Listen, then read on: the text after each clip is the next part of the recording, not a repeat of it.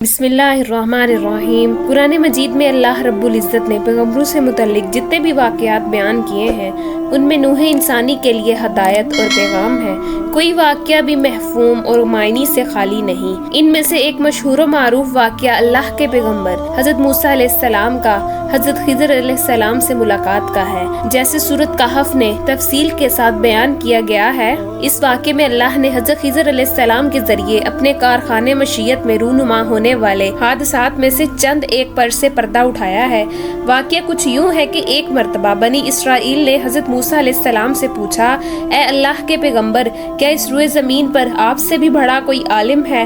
موسیٰ علیہ السلام نے فرمایا، میں سب سے زیادہ علم والا ہوں، لیکن اللہ تبارک و تعالیٰ کو حضرت موسیٰ علیہ السلام کی یہ بات پسند نہ آئی، لہٰذا موسیٰ علیہ السلام پر وحی آئی کہ ہمارا ایک بندہ مجموع البحرین پر ہے جو آپ سے زیادہ علم رکھتا ہے۔ اس پر حضرت موسیٰ علیہ السلام نے اللہ سے درخواست کی کہ انہیں اس شخص سے ملاقات کرنی ہے تاکہ انہیں جو غیر معمولی علم عطا ہوئی ہے اس سے آپ استفادہ کر سکیں۔ اللہ نے فرمایا، اس بندے کا نام خضر ہے اور ان سے آپ کی ملاقات ایک صورت میں ہوگی۔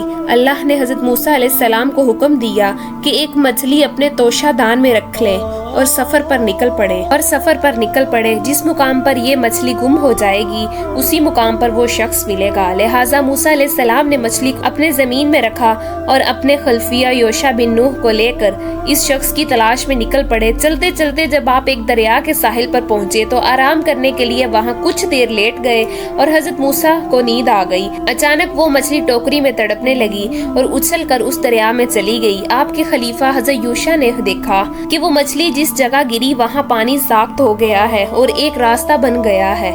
حضرت موسیٰ علیہ السلام بیدار ہوئے تو حضرت یوشع انہیں یہ عجیب واقعہ بتانا بھول گئے اور دونوں آگے چل دیے۔ جب دوسرے دن یاد آیا تو حضرت یوشع نے آپ کو سارا واقعہ سنا دیا۔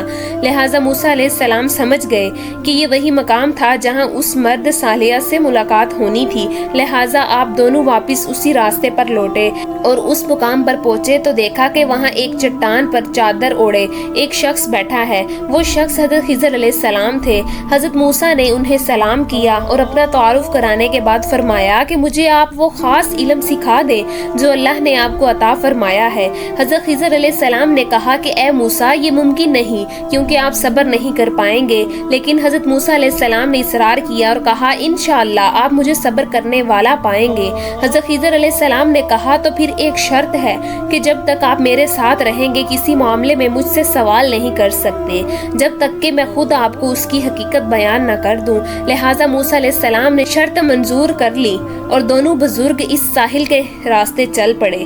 چلتے چلتے آپ ایک مقام پر پہنچے جہاں ملا لوگوں کو کشتی پر سوار کر رہا تھا تاکہ وہ لوگوں کو دریا پار کرا دے۔ جب اس ملا نے حضرت خضر علیہ السلام کو دیکھا اور پہچان لیا کہ یہ اللہ کے ایک نیک بندے ہیں، لہٰذا اس نے آپ دونوں سے کوئی کرایہ نہ لیا اور اپنی کشتی میں سوار کر لیا۔ جب کشتی چلنے لگی اور دریا کے لہروں کے درمیان پہنچی تو حضرت خضر علیہ السلام نے اس کشتی کا ایک تختہ توڑ دیا جس سے کشتی میں سوراخ ہو گیا۔ اس پر حضرت موسیٰ علیہ السلام نے کہا، اس ملا نے آپ کے ساتھ اتنا اچھا سلوک کیا اور بدلے میں آپ نے اس کی کشتی توڑ ڈالی، یہ آپ نے بہت برا کام کیا۔ اس پر خضر نے کہا، میں نے آپ کو پہلے ہی کہا تھا کہ آپ صبر نہ کر سکیں گے۔ لہٰذا موسیٰ علیہ السلام نے معذرت کی اور کہا کہ میری اس غلطی کو درگزر کر دیجئے، میں اپنا وعدہ بھول گیا ہوں۔ اسی دوران ایک چڑیا آئی اور اس کشتی کے کنارے بیٹھ کر دریا میں چونچ ڈالی اور پانی پینے لگی۔ حضرت خضر علیہ السلام نے حضرت موسیٰ علیہ السلام سے کہا، میرا اور آپ کا علم دونوں ملا کر بھی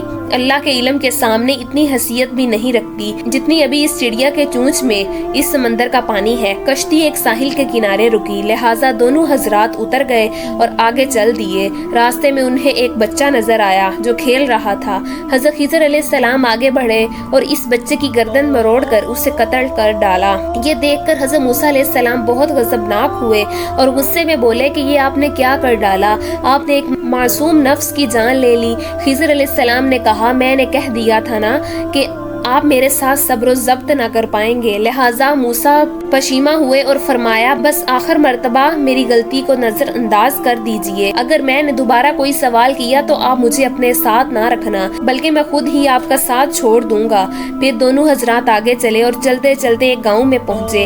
طویل سفر کرنے کی وجہ سے دونوں تھک چکے تھے، لہٰذا آپ دونوں اس گاؤں میں موجود لوگوں کے دروازے پر گئے اور درخواست کی کہ انہیں وہاں کچھ دیر کے لیے پناہ دیں، مگر ان گاؤں کے لوگوں کے اندر سے رحم و انسانیت کا جذبہ مر چکا تھا۔